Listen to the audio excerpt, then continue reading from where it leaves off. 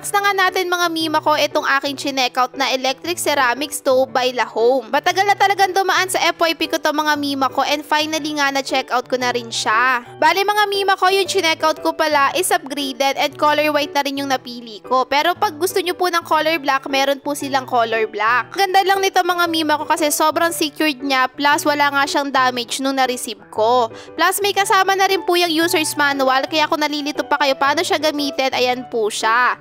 Plus mga mima ko, napakaganda talaga nung nakupili kong color. Nandyan po yung kanyang exhaust mga mima ko, napakalaki. And number 1 pa nga na nagustuhan ko dito mga mima ko, kahit ano pong pot ay pwede nyong gamitin dito sa ating electric ceramic stove.